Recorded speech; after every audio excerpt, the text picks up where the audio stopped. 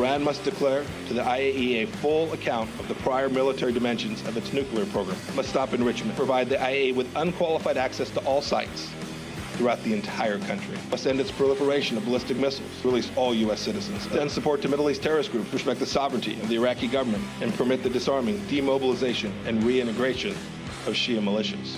Also end its military support for the Houthi militia, withdraw all forces under Iranian command throughout the entirety of Syria.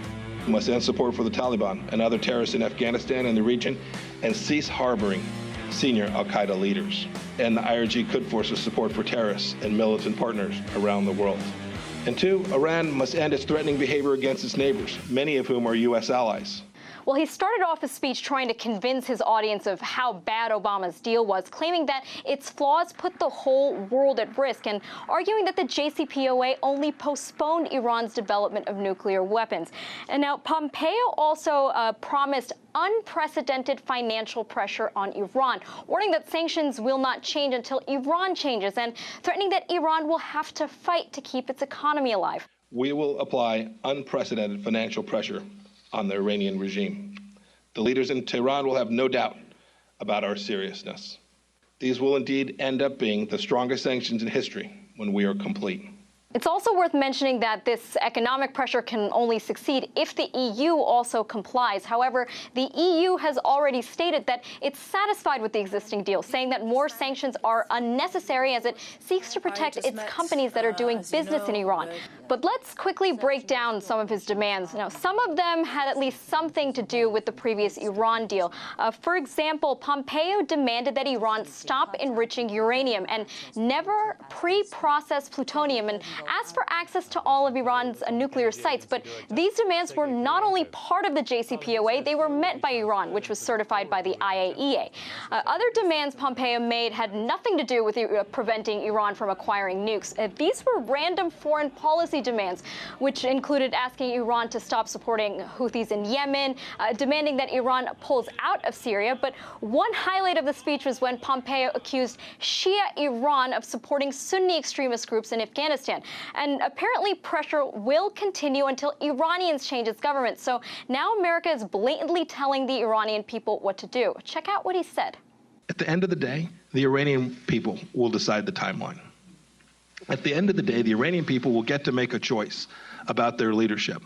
If they make the decision quickly, that would be wonderful. If they choose not to do so, we will stay hard at this until we achieve the outcomes that I set forward today. So that could be interpreted as a call for regime change, which, unlike Pompeo's nuclear demands, wasn't part of the original deal. But all in all, it's unclear what the administration is looking to come out of this, but we'll just have to wait for reactions from the rest of the world. Iran has already responded to Washington's demands, with President Rouhani warning America has no right to tell Tehran what to do. He went on to say that the world will no longer cave to Washington's bullying. Commenting on Pompeo's insistence that Iran withdraw from Syria, Tehran said its forces will stay there as long as needed to fight terror. As long as there is the need, the threat of terror, and the Syrian government wants it, Iran will continue its support of the Syrian government. Let me underline that those who entered Syrian territory without the consent of its government are the ones who need to get out.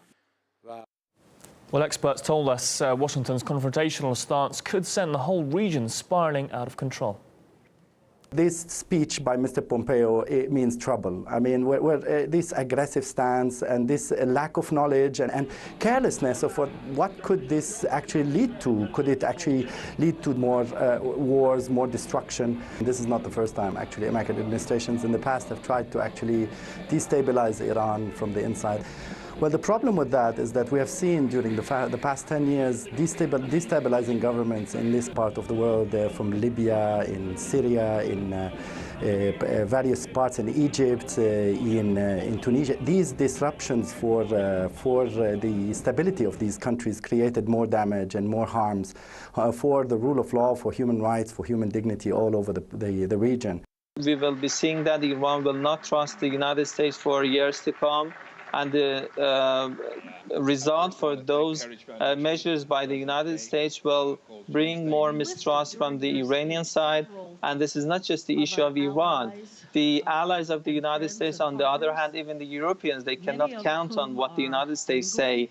The Trump administration, regardless of what their allies in Europe were saying, they withdrew from the deal that the Europeans were supporting. I think it will be very hard for the United States to bring Europeans or other countries on board in order to support that maximum pressure that they are talking, or the historic sanctions they are talking about.